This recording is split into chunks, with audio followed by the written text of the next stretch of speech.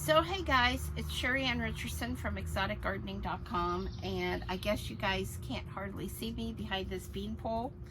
I've been out here in the greenhouse working, and I'm actually getting ready to plant the bean tower, which of course I did receive for free in exchange for my honest review. I did receive this from Gurney's, and all opinions are my own.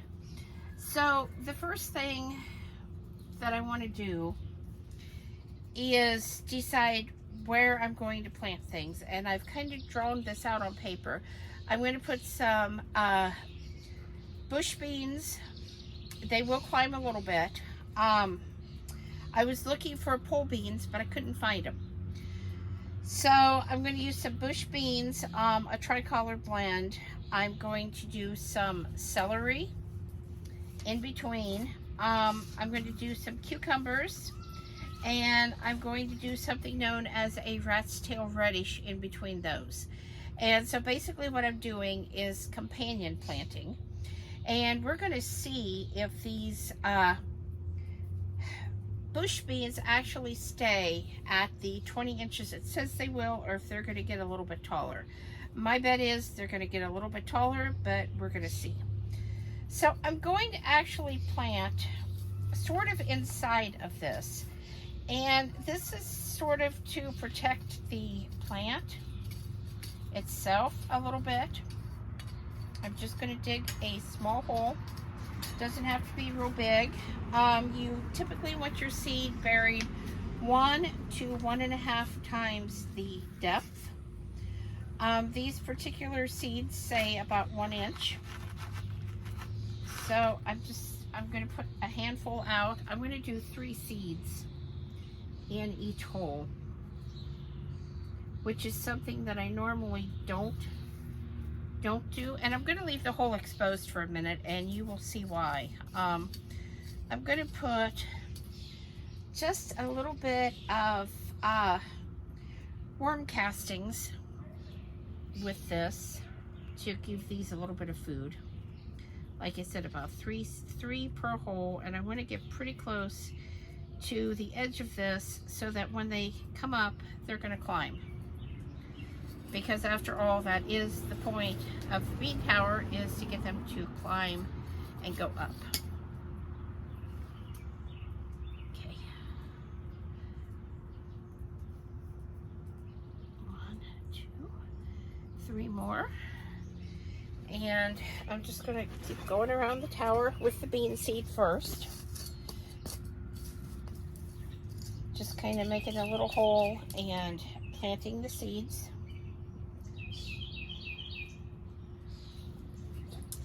And when I'm done, which I just about am, I'm hoping you guys can see this on video really well.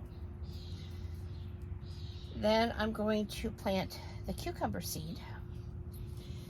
I'll have 3 spots for the cucumbers, and see, that didn't even take a whole packet of seed. So it doesn't take a lot of seed to plant this. Hopefully the yield, though, will be pretty good sized. For the cucumbers, I'm just going to kind of go and rake a little bit of the soil out of the way, because these are really small seeds. I've got 2 different varieties here, and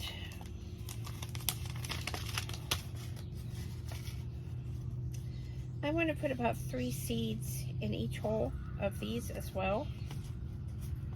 So since they are climbing up, this should be fine.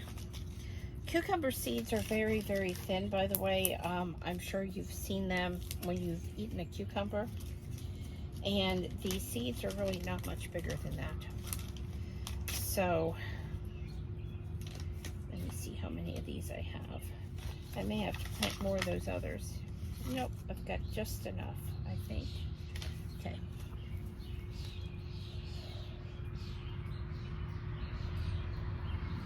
Yep, just enough. Okay.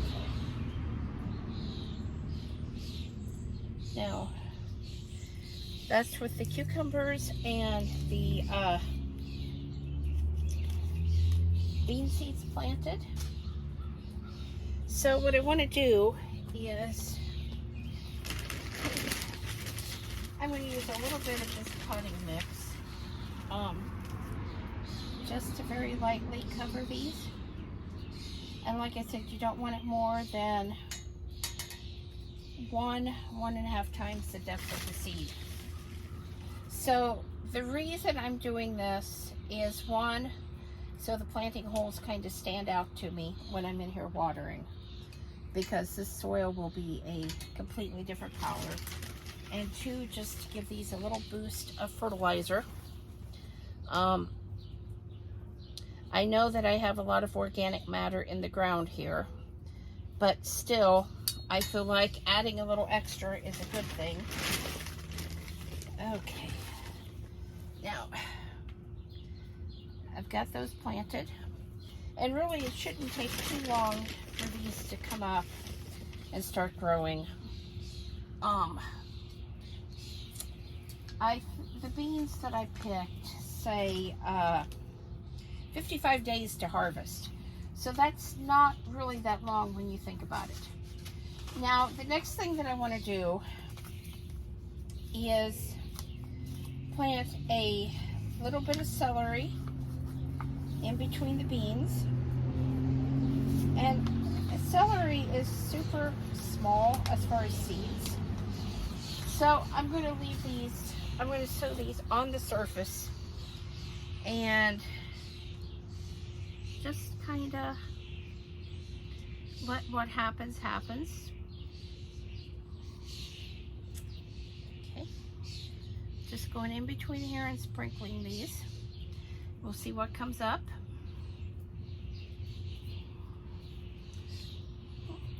And then on the other side, I want to do something called a rat's tail radish.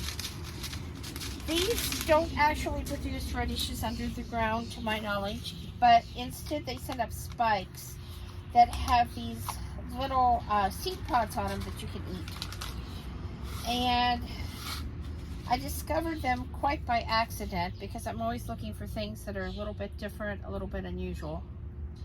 And that was how I came across these, and I really, really like them. The particular variety that I picked are supposed to be red in color instead of green, so that's going to be interesting. As you see, I just dropped those on the ground, and these are a little bigger seed, so they need a little bit of covering. So again, I'm just going to take a little bit of this, and I'm going to cover those seeds. The celery does not need to be covered because it's so small. That's why I'm not covering it.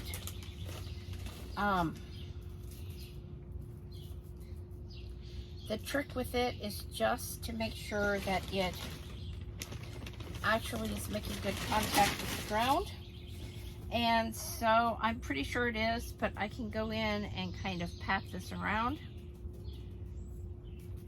and make sure that we've got some good contact here.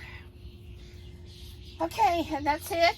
All I'm going to be doing from here is watering and keeping an eye and waiting on these seeds to germinate and start growing up this. I will definitely be back to show you what that looks like and let you know what I think as far as how things are going with the experiment with the bean tower.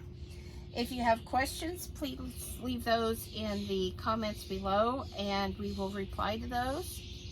I think this is going to be a really fun item to use, and I'm definitely looking forward to it, and I think it's going to be a lot easier than the way we've done things in the past with netting or yarn and post, because that always ends up as a mess every year that I have to deal with. So definitely looking forward to this. Thanks for watching. Please subscribe and have a great night.